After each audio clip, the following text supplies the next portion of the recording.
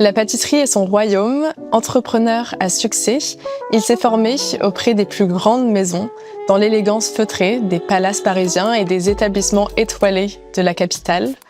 Son millefeuille à la vanille de Madagascar a ému les papilles des gourmets du monde entier.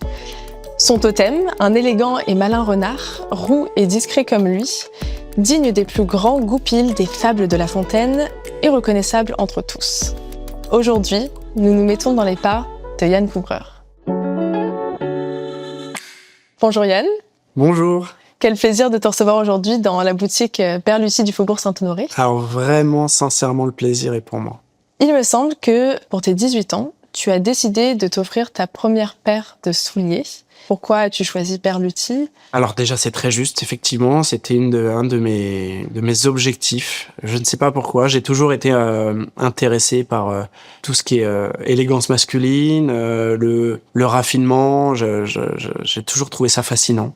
Donc naturellement, avec l'un de mes tout premiers salaires, je pense que le premier, il est parti pour réparer mon scooter, et le deuxième, ça a dû être une paire de Berluti, ouais. Et tu te souviens un peu de l'émotion que ça t'a procuré quand t'es venu dans la boutique ? C'était quelle boutique ? C'était cette boutique ? Non, c'était la boutique de la rue Marbeuf. Okay. Donc oui, j'étais un des très très jeunes clients de la maison, c'est vrai. L'émotion, bah évidemment, hein, l'émotion c'était avant, pendant, après. Et en plus, mon choix de souliers s'était porté sur une paire qui était très très très singulière. J'ai tout de suite commencé avec une paire particulière, signée, reconnaissable parmi tant d'autres. Et, assez énigmatique. Elle ressemblait à quoi, la paire ? Moi, je l'avais vue dans un magazine et elle m'avait subjugué. Le mannequin la portait avec un pantalon rouge et en fait, c'était une paire de piercings. Donc, c'est une collection qui est extrêmement, extrêmement signée, extrêmement pointue, dans tous les sens du terme d'ailleurs. Et elle avait en fait cette asymétrie, comme quand on porte un piercing, ce qui n'était pas mon cas. Okay. Mais voilà, il y avait une sorte de pincement de cuir qui faisait un pli très élégant sur une seule des deux. Je crois que c'était la droite. Et la gauche ne l'avait pas. Et je trouvais que cette asymétrie était juste déjà fascinante, singulière, très différente de ce que pouvaient proposer les autres maisons. Je trouvais qu'en fait, chez Berluti, on avait une forme de modernité et puis d'audace qu'on pouvait pas forcément retrouver chez les autres. Et c'est ça qui m'a séduit. Et comment t'as entendu parler de Berluti ? C'était vraiment en feuilletant justement ce magazine ? Ouais, je crois que c'était un magazine Monsieur, qui existe encore. Donc voilà, que je m'amusais à lire au départ dans les salles d'attente de médecins, voilà, et puis voilà, comme ça, il y a eu cette fascination, et puis après cette relation aussi, parce que c'était ma première, mais pas ma dernière. C'est vrai que t'en as combien, là, de paires aujourd'hui ? Alors, je sais pas, une dizaine, je dirais. Mais il y a des sneakers, il y a de tout, hein, j'en ai eu pas mal. Puis on en a offert aussi. Avant l'émission, on parlait de tes souliers, et justement, t'as évoqué le mot glaçage. En parlant de la brillance de tes souliers, il y a beaucoup de vocabulaire qui sont communs à la pâtisserie. En fait, tu verras que dans les métiers de l'artisanat, finalement, le vocabulaire, il tourne un peu en rond parce qu'on a vraiment des similitudes de gestes, des similitudes de savoir-faire. Et finalement, les techniques, même si elles sont très différentes, reprennent à peu près le même vocabulaire. Ouais.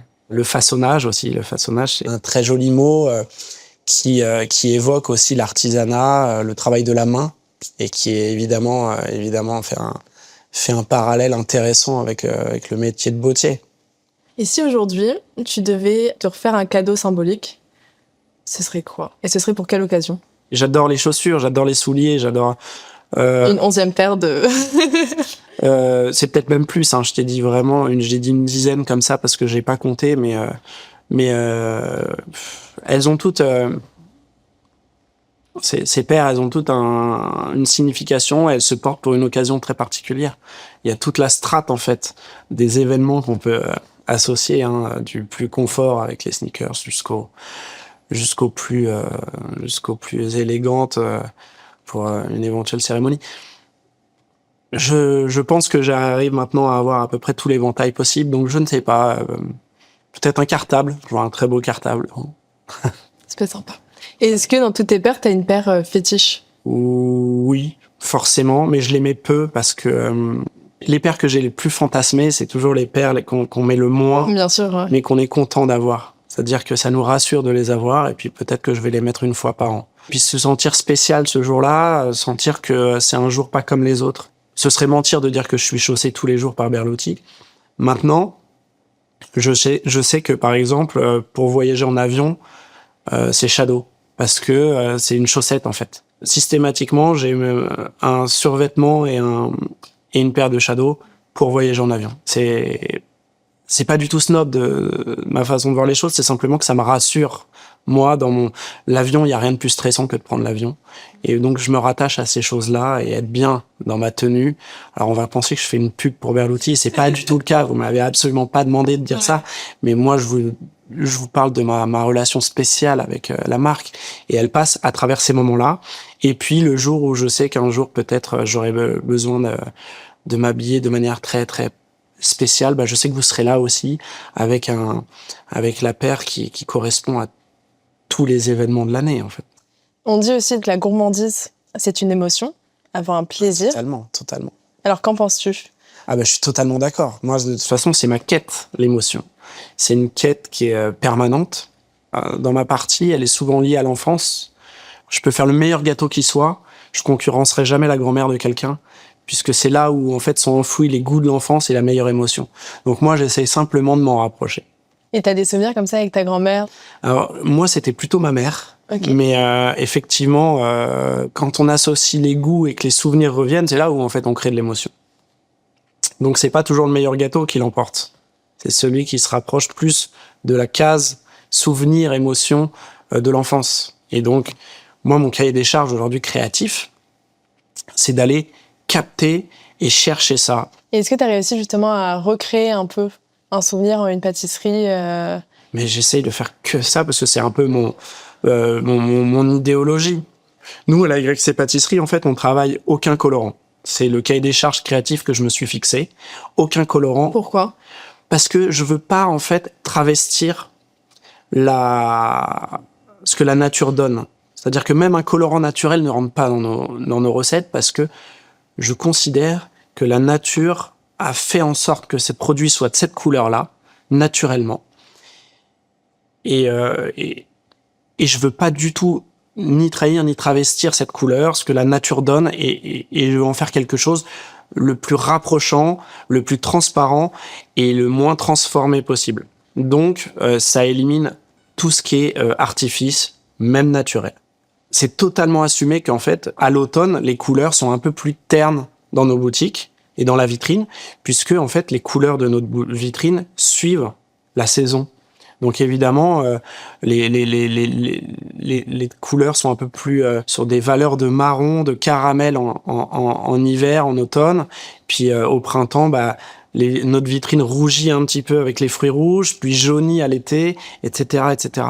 Et moi, c'est une vraie volonté. Alors des fois, les clients disent dis donc, elle est un peu terne vos boutiques. Ouais, mais nous, c'est notre cahier des charges. C'est comme ça que je vois mon métier, et c'est comme ça que j'ai plaisir à travailler. Et au final, je crois que moi, en tant que créatif ou créateur, je sais pas comment on peut me qualifier, mais en tous les cas, j'ai besoin de ce cadre qui définit un petit peu le mode d'emploi de nos gâteaux. Et revenons à ton parcours, on parlait de ton enfance. Pour toi, Yann, la pâtisserie, c'est plutôt un héritage familial ou ça a été vraiment un déclic? Je crois que ça a été ni l'un ni l'autre. Si tu veux la véritable histoire, c'est une histoire qui est que j'ai jamais cachée. Hein. Moi, je suis en 3e. Je suis pas très scolaire. Je passe mon temps qu'à jouer au foot et je fais jamais mes devoirs. Je crois que j'ai jamais fait mes devoirs de ma vie. Donc ouais, je suis un profil un peu atypique de ce point de vue-là. Tes parents devaient être ravis. Mes parents étaient pas ravis, mais ils travaillaient beaucoup. Et mon père était libraire, il tenait une presse. Librairie, papeterie, presse, en banlieue parisienne. Il avait en fait cette rigueur où il se disait que il y aura pas un client qui rentrera dans ma boutique, il ouvrait à 7h, sans que toute ma presse soit installée et que voilà, je veux pas que mes clients rentrent et que je sois en moitié en train d'installer les magazines et tout. Et la presse, donc, elle est livrée la nuit.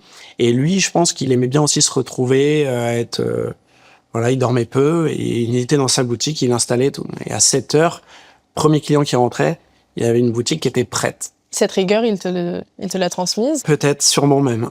Et bon, voilà. Et en fait, là où je veux en venir, c'est que en face, le commerce d'en face, c'était un boulanger-pâtissier qui se levait à la même heure que lui.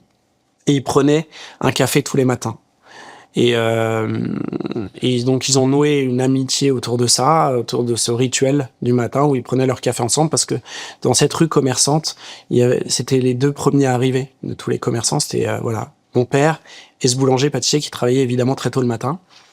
Et moi, en fin de 3e, je dois trouver un stage en entreprise parce que c'est comme ça. C'est le stage de 3e. Tout le monde, le stage de 3e. Et comme je suis pas doué et que j'ai un peu je fais pas d'efforts, c'est finalement mon père qui me dit je vais demander à Michel s'il peut te prendre en stage et tout. Et c'est comme ça que ça a démarré.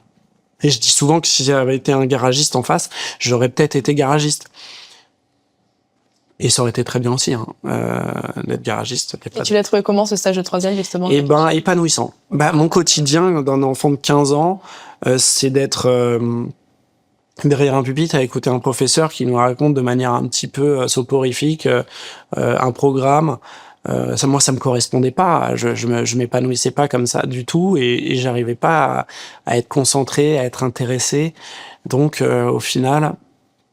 là, j'étais acteur de ma propre vie, entre guillemets, c'est-à-dire que je faisais du concret. Je faisais des pains au chocolat, je triais des chocolats, je me rappelle, je faisais des beignets dans une friteuse.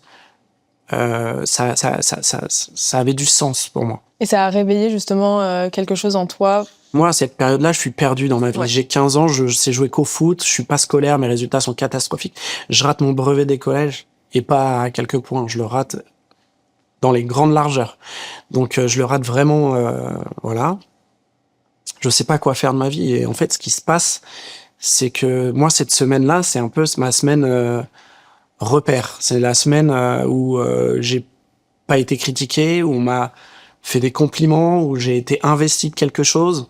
Je suis adolescent, je suis pas construit, je suis pas fini.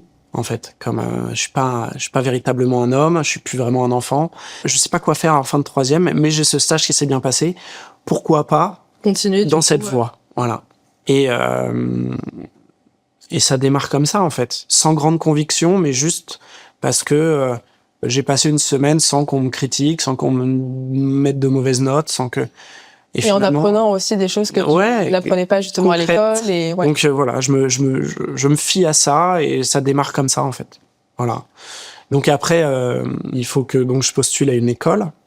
Alors d'abord de cuisine parce que finalement je m'oriente vers la cuisine pour finalement ensuite faire de la pâtisserie. Mais il y a 2 écoles. Il y en a une qui est dans Paris, très urbaine, que tout le monde connaît, qui s'appelle Ferrandi, et une qui s'appelle Tecoma, qui est plus dans la campagne yvelinoise.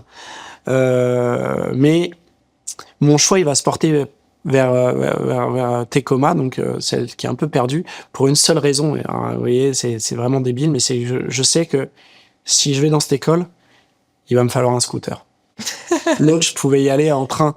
Et donc du coup, je fais le choix d'aller dans cette école juste pour ça. Et au final, est-ce que c'était un bon choix? J'ai eu le scooter en tout cas. J'ai eu le scooter. Et l'école? Et l'école, très bonne école. C'était génial parce que c'était totalement différent d'une école traditionnelle. C'est-à-dire qu'on est en pleine forêt. C'est sur le site d'HEC. Donc pour vous situer, c'est entre Saclay et Jouy-en-Josas. C'est une espèce de campus. Et moi, je sors d'un collège à Versailles où il y a des surveillants, où la rigueur stricte, il y a des murs, et on est presque en prison en fait. Là, c'est un campus, c'est ouvert de partout, il n'y a pas de surveillants, on est vraiment comme des petits poulets fermiers quoi. Voilà, on est faites votre vie les gars. Et donc cuisine d'abord, 2 ans, puis 1 an de pâtisserie.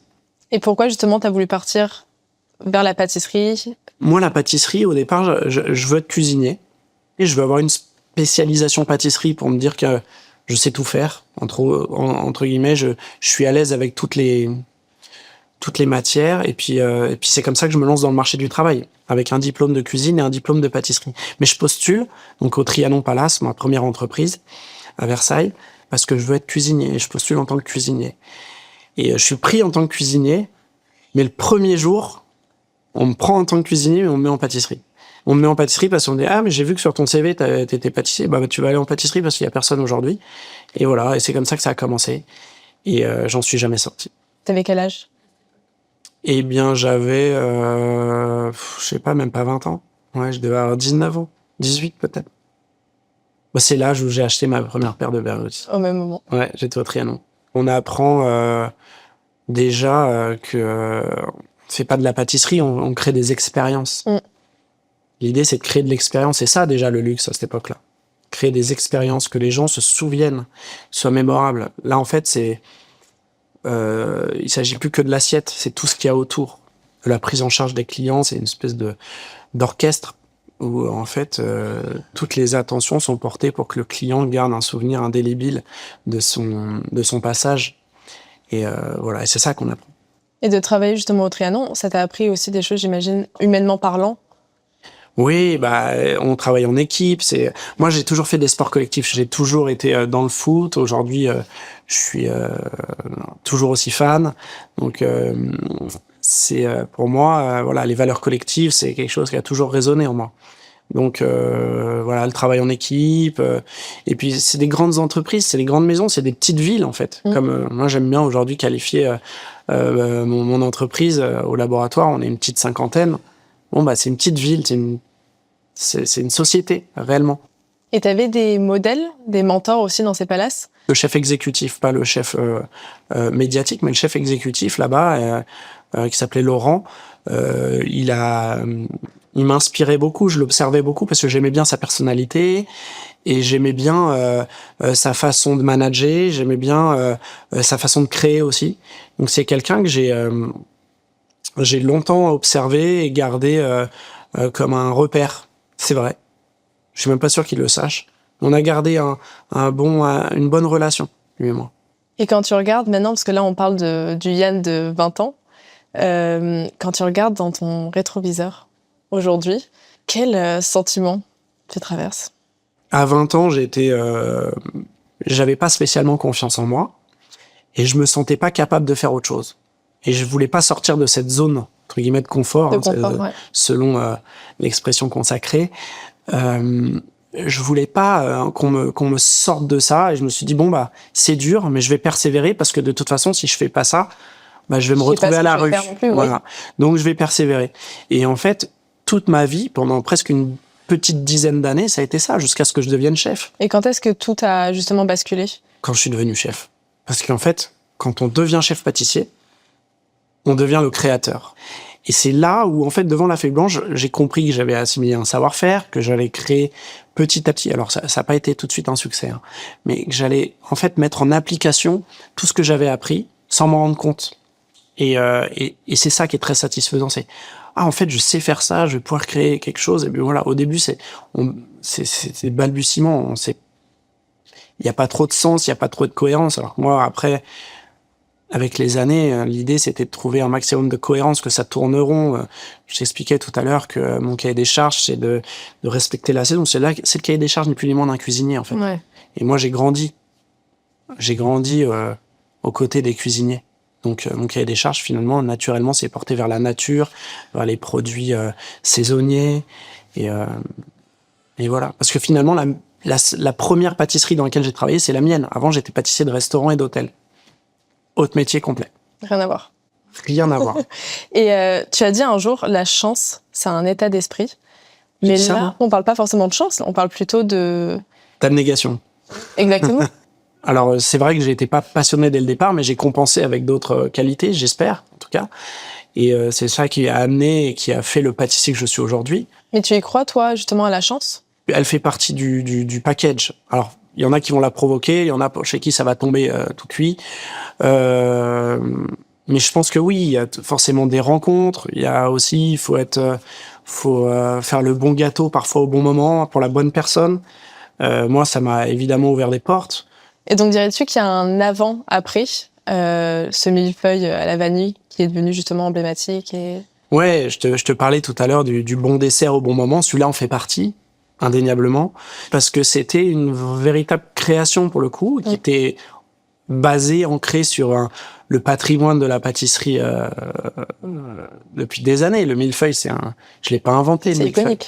Mais je l'ai travaillé d'une manière avec mon équipe à l'époque très différente. Ça nous a apporté beaucoup de visibilité et peut-être que c'est grâce à ça que derrière j'ai réussi avec mes associés, on a réussi à monter notre pâtisserie. En m'immergeant dans ton univers, je suis tombée sur une jolie expression que tu utilises souvent, qui est celle d'une pâtisserie confortable qui rassure. En réalité, je trouve qu'aujourd'hui, mon rôle, c'est ça. Et on a 12 boutiques à Paris. On n'est plus dans l'expérience épicurienne, en fait, sur laquelle je travaillais en restauration. C'est-à-dire qu'en restauration, on impose presque les desserts aux clients, puisque parfois, dans un menu clé en main, on choisit, c'est même plus, en fait, ce qu'on allait, on emportait les gens avec nous dans une expérience. Là, le game, il a complètement changé, parce que les clients rentrent dans la boutique et choisissent eux ce qu'ils vont prendre. Et là, il faut être convaincant. Et je pense que la destination de nos boutiques aujourd'hui, c'est je viens parce que je veux me faire plaisir sur quelque chose que je connais et qui me rassure. Alors qu'avant, les gens étaient conditionnés pour venir vivre une expérience épicurienne qui les surprenne, qui leur fasse plaisir, mais c'est pas du tout la même chose. Et quand on devient pâtissier de boutique, et ça a été ça en fait ma transition quand je suis sorti des hôtels pour ouvrir une pâtisserie quartier, mon rôle changeait. Et j'ai remarqué que l'audace c'est bien, mais à petite dose dans la pâtisserie boutique, parce que finalement les gens saluent l'audace, mais préfèrent quand même prendre l'éclair au café ou la tarte à la vanille. C'est toujours délicat et les coups d'audace doivent être vraiment maîtrisés parce que sinon on les vend pas. Cette pâtisserie confortable, c'est un peu ta signature. Aujourd'hui, ouais, et puis je m'y plais en fait parce que c'est intéressant. Alors oui, évidemment, je vais plus sur les terrains sinueux de la création poussée à l'extrême. Déjà parce que j'ai aussi moins de possibilités de jouer sur le côté éphémère, le dessert à la minute. Rien n'est impossible en tout cas. Et c'est des expériences vraiment incroyables où on peut jouer avec les acteurs de la salle qui peuvent emmener aussi les clients préparés. On peut créer vraiment quelque chose de génialissime dans la restauration qu'on peut plus faire en boutique. En boutique, on a le gâteau, il doit répondre à un cahier des charges, il doit au moins survivre jusqu'au lendemain. Donc on travaille sur d'autres aspects, et puis surtout le gâteau il se mange différemment, pas forcément à la fin d'un repas, ça peut être le goûter, ça peut être un snack comme ça dans la rue, c'est pas la même destination, donc en fait c'est pas du tout le même métier, rien à voir. Et au-delà de la technique, donc on parlait justement du processus créatif, quand tu crées une nouvelle pâtisserie, ça relève de l'imaginaire, est-ce que tu as un processus créatif particulier? On en a un peu parlé tout à l'heure, moi j'ai besoin d'un cadre pour créer. En premier lieu, c'est la nature. La nature, la saison, les températures, c'est en fait quand il fait chaud, on consomme la pâtisserie d'une manière différente que quand il fait froid. On dit que souvent la meilleure température pour consommer la pâtisserie c'est 12 degrés. On considère que quand il fait 12 degrés, il y a une affluence, et on l'a remarqué, une affluence dans les boutiques qui est vraiment beaucoup plus importante. Et parce que on peut à la fois consommer des tartes aux fruits, on en a envie à 12 degrés, et aussi quelque chose de très confortable, un gâteau au chocolat à 12 degrés, ça marche aussi. Voilà. Et plus on monte dans les températures, plus les tartes aux fruits vont bien marcher, et les produits au chocolat, caramel, vanille vont moins fonctionner. Et en fait, on sait qu'à 12 degrés, on est un peu middle, voilà, dans la température parisienne, et en fait, tout plaît à 12 degrés. Voilà, on a considéré qu'à 12 degrés, il y avait une appétence pour tous les produits de notre gamme et de la pâtisserie en général. Donc tu considères un peu comme un architecte justement du goût quand tu parles de ces saisons. C'est tellement prétentieux de dire ça, mais c'est un métier que j'aurais aimé faire. L'architecture? Ouais, j'adore. Je suis plein de comptes d'architectes sur Insta. Alors les enjeux sont quand même moindres. Hein. Si un gâteau se casse la figure, c'est quand même moins important que si c'est un bâtiment ou un pont. Mais effectivement, on réfléchit aussi à plein d'aspects que le client évidemment n'a pas à ressentir, mais on réfléchit à plein d'aspects pour essayer de proposer une gamme qui correspond à la saison et qui correspond à notre cahier des charges. Donc, pas de colorant, la nature. On a le renard aussi, qui est aussi notre animal totem et qui aussi constitue en lui-même et à lui seul un chemin créatif. Ce totem de renard, est-ce que souvent, tu te reconnais encore dans cet animal ouais, je crois que c'est notre plus belle création. Moi, je voulais que ce soit que la marque soit représentée par ce renard parce que déjà, je trouve qu'elle me correspond bien pour des raisons, alors de moins en moins évidentes parce que je blanchis, mais j'ai un côté rouquin qui je trouve fait un parallèle assez sympa. Le renard, c'est un animal qui est pas prétentieux, qui est malin, qui est à la fois urbain, qui est à la fois rural. Ça me correspond bien. Il est pas très lisse et je le suis pas non plus. Je trouve qu'il est élégant et qu'il est attachant. Tu sais, quand tu crées une marque qui est éponyme, et moi qui souffre un peu du syndrome de l'imposteur, là, c'est difficile déjà d'avoir son nom, son prénom, donc je voulais aussi que cet animal incarne plus que moi. Et d'ailleurs, ça marche très bien, parce que les gens connaissent plus le renard que moi, finalement. Et je voulais vraiment que ce renard soit l'incarnant principal de la marque, déjà qu'elle porte mon nom et mon prénom. C'était trop pour moi. Et pourquoi, justement, tu parles de ce syndrome d'imposteur? Pourquoi tu le ressens alors que tu es un entrepreneur à succès? Ouais, mais moi, je le vois pas comme ça. Je considère pas que j'ai du succès. Je considère que on a une entreprise et que c'est cette entreprise qui a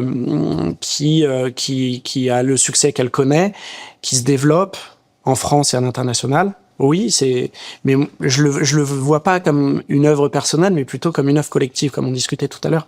J'attache beaucoup d'importance aux valeurs collectives et je considère que les gâteaux qui ont été créés, évidemment, on les a créés ensemble avec mes collaborateurs. Ils ont évolué. Ça n'a pas toujours été le même, mais c'est le fruit de réflexions collectives. C'est du travail collectif, en fait. Moi, j'ai rien fait tout seul, donc j'arrive pas à le voir comme une réussite personnelle, pas du tout. Donc je me sors pas en réalité de ce syndrome de l'imposteur. Je m'en sors jamais. Tu te reconnais plutôt comme créatif, artisan. Est-ce que justement tu arrives à garder ton âme d'artisan? Ouais, je déteste qu'on dise que les pâtissiers sont des artistes, par exemple. Je déteste ça. En fait, moi, je ressens pas cette fibre artistique. Je ressens la fibre créatrice, mais je suis artisan avant tout. Moi, c'est le travail des mains que j'aime. Il y a un peu de créativité, évidemment, puisque voilà. Mais je trouve qu'on en fait un peu trop, en fait. Je trouve qu'on en fait un peu trop avec notre métier qui est à la mode depuis une quinzaine d'années, c'est vrai. Mais on reste des pâtissiers. Je trouve qu'on n'a pas forcément autant de mérite que ça. Tu as réussi à garder cette âme d'artisan malgré l'entreprise qui grandit? Je suis profondément pâtissier avant d'être entrepreneur. Sinon, je me serais pas associé. J'ai des associés formidables qui ont cette fibre-là. Moi, j'apprends en fait le métier d'entrepreneur. Mais je l'apprends encore au fur et à mesure. Mais je reste profondément pâtissier au fond. Et ça me va. J'ai pas envie de devenir un businessman. Ça m'intéresse pas. Je suis pâtissier et je me suis entouré de personnes qui savent gérer cette partie-là. Donc, je reste sur ce que je sais faire. Et c'est mieux comme ça. Mais par contre, ça m'intéresse de voir et d'apprendre comment ça se fait. Mais je veux rester dans mon terrain de jeu. Voilà. Mais j'apprends à être un meilleur entrepreneur puisque je suis obligé. Mais ça m'intéresse. Mais c'est quand même la casquette d'artisan, de pâtissier qui te plaît le plus aujourd'hui. Exactement. Mais je vais pas venir ici en me pavanant comme un super entrepreneur. C'est pas le cas. Je suis pas businessman. Moi, je suis pâtissier. Et en tant que pâtissier, justement, y a-t-il un dessert que tu aurais rêvé créer? Évidemment, j'aurais adoré créer tous les pâtisseries qui appartiennent au panthéon. Religieuse, millefeuille, on peut parler du Saint-Honoré. Tous ces gâteaux qui sont là depuis des années et qui sont encore là, présents dans toutes les boutiques, vous vous rendez compte? Ils ne souffrent absolument pas du poids des années, ces gâteaux-là, ils sont encore intemporels, présents. Ils traversent toutes les époques. Fallait être grand quand même pour créer tout ça. Nous, finalement, on n'est que les repreneurs. On prend le flambeau et puis on le transmettra une génération après, mais ces gâteaux-là demeurent et traversent les générations. Et qu'est-ce que tu dirais aujourd'hui sur ce côté vraiment transmission à ces jeunes pâtissiers qui démarrent? Je suis un pâtissier d'une autre génération. Ça fait vieux con de dire ça, hein. Mais moi, je me suis forgé à une époque où les réseaux sociaux n'existaient pas. Et les réseaux sociaux ont complètement changé le game de la pâtisserie. C'est-à-dire que aujourd'hui, une pâtisserie, avant d'être goûtée, ce qui est quand même Elle est vue. fondamental, elle est vue. Elle est beaucoup plus vue qu'elle n'est goûtée. Ce qui fait qu'en fait, le curseur se déplace et qu'au final, on travaille plus le visuel que le goût. C'est logique, puisqu'aujourd'hui, les pâtissiers, il y a beaucoup de pâtissiers à succès. Quand je dis pâtissiers à succès, je parle pas de pâtissiers qui ont des boutiques, parce que quand on est confronté à la boutique, c'est qu'on doit vendre derrière. Donc on doit avoir, on est confronté au client. Mais il y a beaucoup de pâtissiers à succès aujourd'hui qui ne vendent pas, mais qui travaillent sur les réseaux sociaux. Donc en fait, ils ne se préoccupent pas du tout du goût. Ça a changé quand même le game. Moi, aujourd'hui, 12 boutiques, vous imaginez qu'il y a pas loin de 2000 clients par jour en cumulé qui viennent. Donc je peux pas travailler de cette manière-là. On est obligé de convaincre par le goût, même par les 5 sens. J'aime souvent dire qu'une pâtisserie, c'est sensoriel. On doit satisfaire les 5 sens. Moi, ce que j'aimerais dire à un pâtissier qui démarre, sans avoir sans avoir un discours trop réac, c'est qu'il faut être patient. Parce que c'est un métier qui met du temps à s'apprivoiser. Il y a tellement de techniques différentes.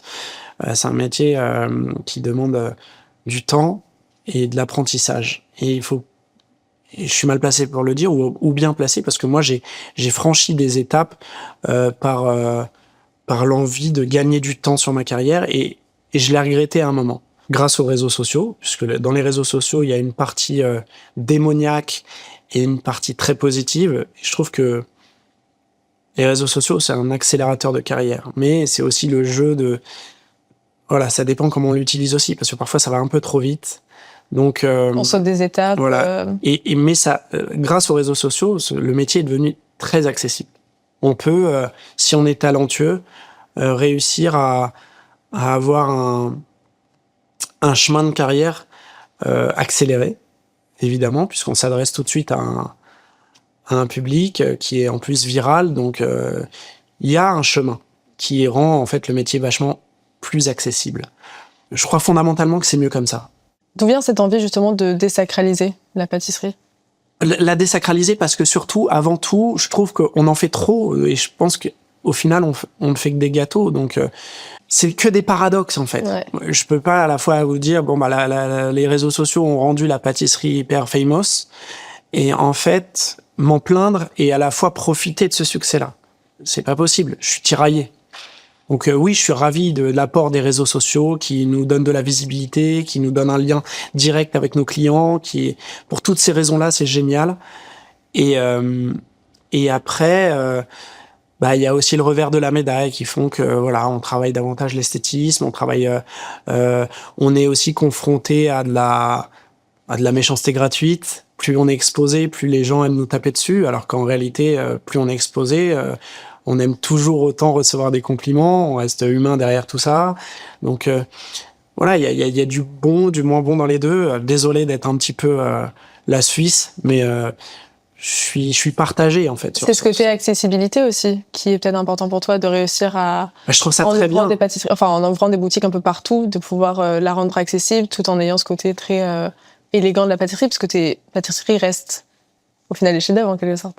Ça reste, il y a un côté, non mais c'est vrai, il y a un côté qui est très. Moi je trouve pas parce que on s'applique, c'est certain. Ouais. On essaye de faire bien, de soigner nos pâtisseries. Mais un chef-d'œuvre, c'est autre chose. C'est autre chose. Et si on revient justement sur la transmission, je me demandais, est-ce que avec tes enfants, tu essayes justement de partager un peu cette passion aussi? J'ai du mal à concurrencer. Alors avec mes enfants, j'ai du mal à concurrencer la pâtisserie industrielle typiquement. C'est bizarre, hein, mais ils sont encore, je sais pas. Évidemment, comme tous les enfants quasiment, ils touchent et ils goûtent de la pâtisserie industrielle. J'y suis pas farouchement opposé. Moi, j'ai grandi et j'ai fait mon. Et puis moi, je suis très attaché au fait que mes enfants aient une vie normale, parce que déjà, je suis quelqu'un de normal, et surtout parce que moi, j'ai grandi avec des princes, avec des petits écoliers, des Deli Choc et des Fingers. Donc il y a toujours du chocolat. Et c'est ce qui m'a forgé aussi. Et je trouve que je veux pas avoir des enfants hors sol, quoi. Donc il touche évidemment la pâtisserie artisanale et il touche évidemment à la pâtisserie industrielle. Donc du coup, je sais pas. Peut-être que les additifs qu'il y a dans les pâtisseries industrielles font que ça les convainc plus. Mais c'est vrai que quand ils ont le choix, à part 2-3 petites exceptions dans la boutique, ça part toujours sur l'industriel. Ouais. C'est malheureux, hein. Je me vexe pas, mais pas falloir que ça dure trop longtemps, cette histoire. Et tu penses que le goût, justement, ça se travaille au fil des années? Bien sûr, c'est une éducation. Et puis, ouais, c'est expliquer, comprendre.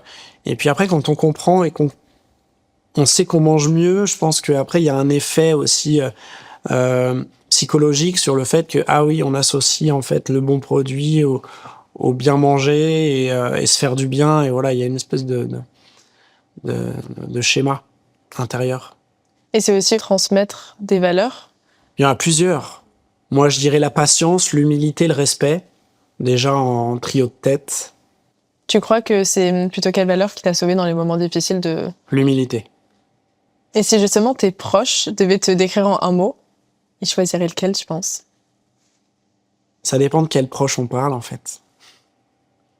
Si vous demandez à mes enfants, si vous demandez à ma femme ou si vous demandez à mes amis, je pense qu'ils auront des mots différents. Mais qu'aimerais-tu qu'on retienne de toi aujourd'hui, en tant que pâtissier et en tant qu'homme? J'aime la générosité, je trouve que c'est un mot qui est magnifique. Quand on parle d'un pâtissier, qu'on dit qu'il est généreux. Généreux, ça te qualifie très bien. Tu l'as été aujourd'hui pendant ce podcast. Merci. On a un petit rituel dans ce podcast pour inspirer ceux qui nous écoutent. D'accord. On demande toujours à nos invités de compléter une phrase. D'accord. Dans les pas de Yann Couvreur, il vous faudra... Tu peux partir dans toutes les directions. Dans les pas d'Yann Couvreur, il vous faudra...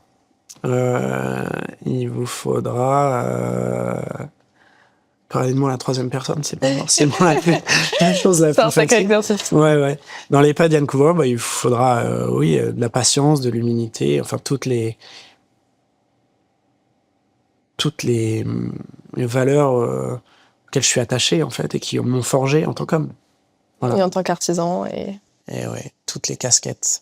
En tout cas, merci beaucoup Yann d'avoir partagé avec nous ton parcours, tes souvenirs. J'espère que ça vous a plu, convenu. J'ai appris beaucoup de choses, ça m'a énormément plu. C'était très inspirant, je pense autant pour moi que pour ceux qui nous écoutent. Ah oui. Et merci encore, et j'ai hâte de suivre toutes tes nouvelles aventures. Et, il y en a plein qui arrivent. Et j'ai hâte aussi de goûter à tes nouvelles créations. Avec plaisir. Merci beaucoup. Salut. À bientôt.